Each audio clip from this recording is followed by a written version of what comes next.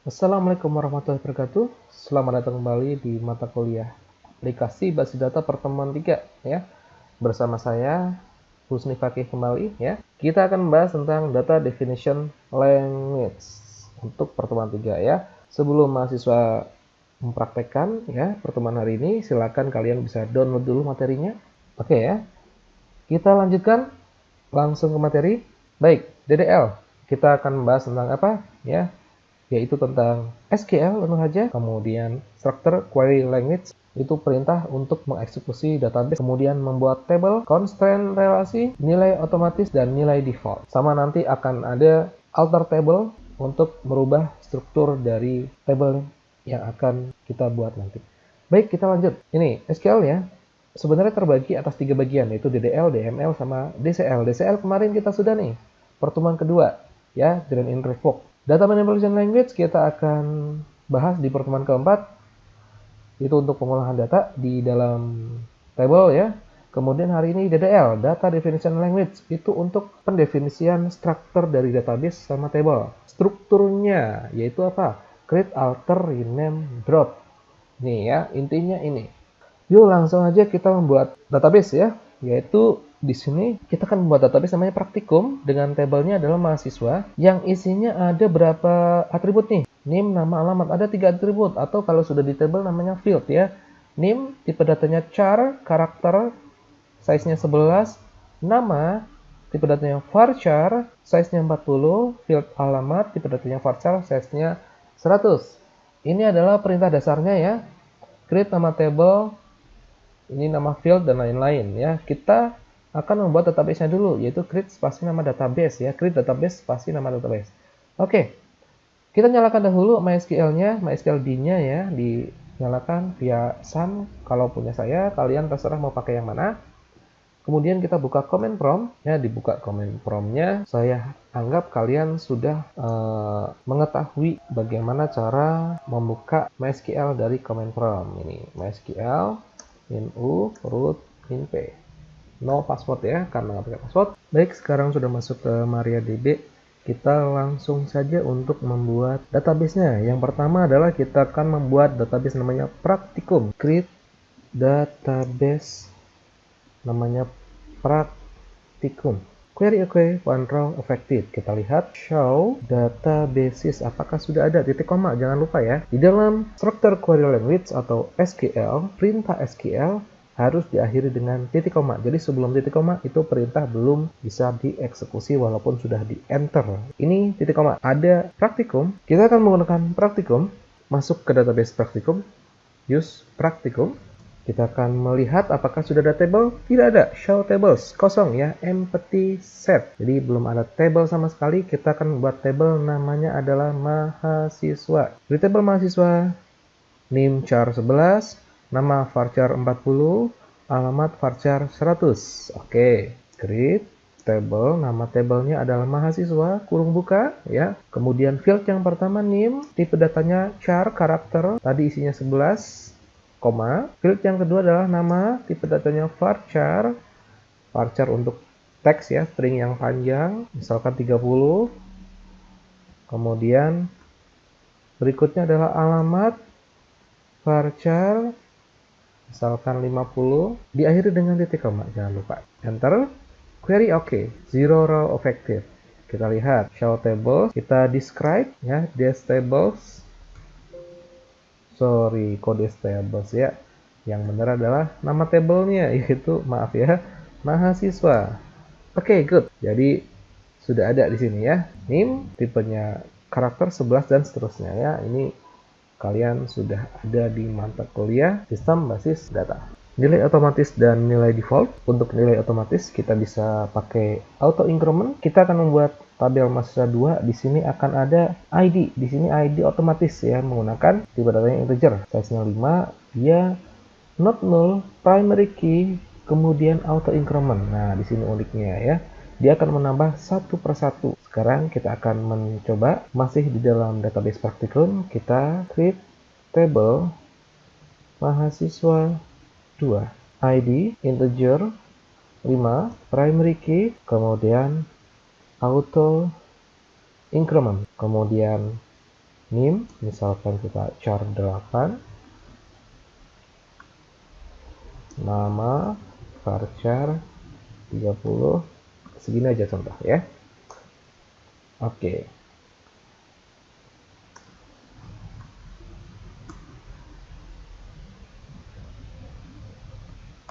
Akan ada dua tabel mahasiswa ya, sama 2, kemudian ini display dari masa 2. Di sini dia auto increment. Ini akan menambah secara otomatis ID dengan satu angka. User atau sistem hanya perlu mengisi NIM sama nama tanpa perlu mengisi ID. Kita akan lanjut untuk nilai default ya. Contohnya adalah membuat tabel namanya mata kuliah, field dan tipe datanya. Ternyata di sini ada defaultnya, mas mbak semua ya. 0 untuk SKS sama semester. Create table mata kuliah, kode NK. Misalkan di sini char 3. Ini saya tidak persis banget ya. Nama NK varchar 30, kemudian SKS dan semester. SKS integer 1. Nah, di sini ada default 0 ya. Default 0. Integer 1 default 0. Shell tables describe mata kuliah. Baik. Ini akan kita buktikan nanti ketika sudah masuk ke dalam DML. Kita lanjutkan.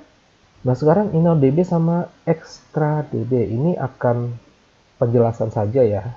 Ini terkait teori. Zaman dahulu kala, engine dari MySQL rata-rata adalah MyISAM. Ini lebih enteng, namun beberapa kekurangannya ada seperti di fitur relasi seperti itu ya. Kemudian pada versi 5.5 itu MyISAM dirubah menjadi InnoDB. Nah, di sini fitur relasinya sudah ada, commit, rollback dan lain-lain.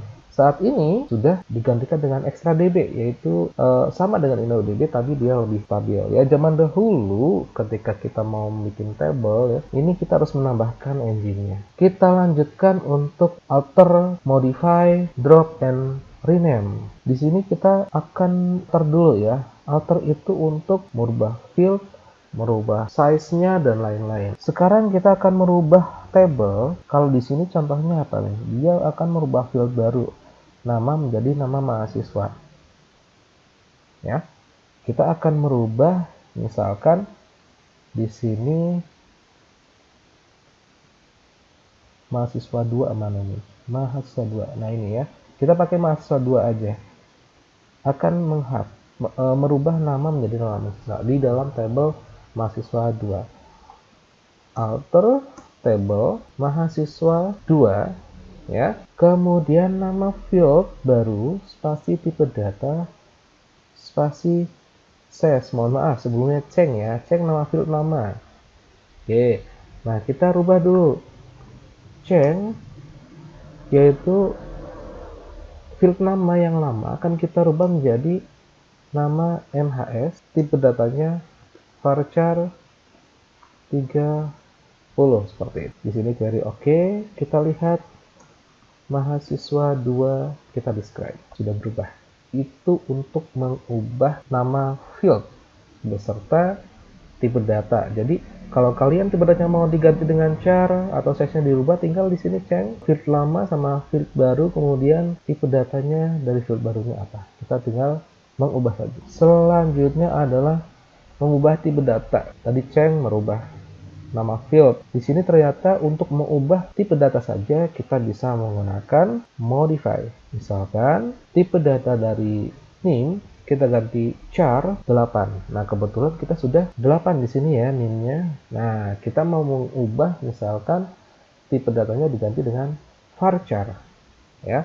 Maka alter table, nama tabelnya adalah mahasiswa 2, modify name varchar misalkan 8. Scribe langsung otomatis name tipe datanya kita ubah ya, langsung berubah. Kemudian menambahkan field. Nah, contohnya di sini ID, NIM, nama, belum ada prodi ya. Misalkan kita akan menambahkan prodi di sini. Dia milihnya prodi apa atau mahasiswa tersebut ada di dalam prodi mana. Nah, kita pakai add ya. Add ini bisa menambahkan field alter table di sini mahasiswa 2 add. Nah, add-nya apa? Berarti tadi apa? Misalkan adalah prodi. Misalkan kode aja ya. Jadi char 2. Titik koma. Oke. Describe. Akan ada prodi dengan tipe datanya char, size-nya 2 di paling akhir posisinya. Sekarang menghapus field pakainya drop. Kalau add menambahkan, drop untuk menghapus. Baik, kita hapus aja prodinya. Berarti alter table mahasiswa 2 drop prodi. Oke, describe sudah tidak ada ya. Ini masih DDL. Sekarang drop table. Nah, drop table spasi nama table. Oke, kita hapus mahasiswa 2. Drop table spasi nama tabelnya adalah mahasiswa 2. Show tables. Berhasil. Di table mahasiswa kita akan menambahkan primary key yang ada di dalam field name. Kita menggunakan alter ya. Alter table mahasiswa, bukan mahasiswa 2 ya, karena sudah dihapus tadi. Add primary key name. Kita describe. Sekarang name itu sudah merupakan primary key. Kita akan melakukan mendemonstrasikan constraint di sini ya. Antara mahasiswa dengan mata kuliah, kita akan merelasikan antara mahasiswa dengan mata kuliah. Misalkan kita beri nama tabelnya adalah ambil MK. Maka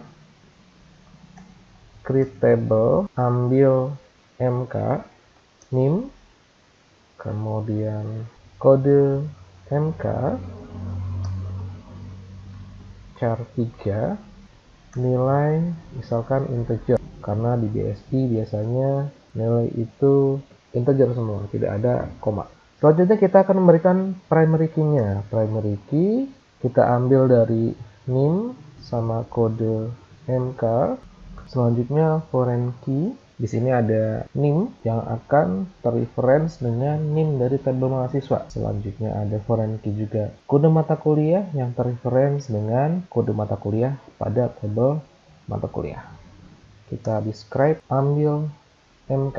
Primary key-nya yaitu NIM dan kode mata kuliah, ini jadi satu. Foreign key-nya NIM sama kode mata kuliah yang terrelasi dengan NIM dari tabel NIM mahasiswa. Kode MK terrelasi dengan kode MK dari tabel mata kuliah. Ini adalah untuk constraint. Terima kasih untuk pertemuan mata kuliah aplikasi basis data pertemuan 3 tentang Data Definition Language sudah selesai. Semoga mahasiswa dapat mempraktekkan dan memahami tentang DDL pada SQL. Sampai ketemu lagi di pertemuan selanjutnya. Kita akan membahas tentang DML. Silakan mahasiswa untuk mempelajari kembali apa yang ada di modul dan kerjakan tugas sesuai dengan ketentuan di modul. Assalamualaikum warahmatullahi wabarakatuh.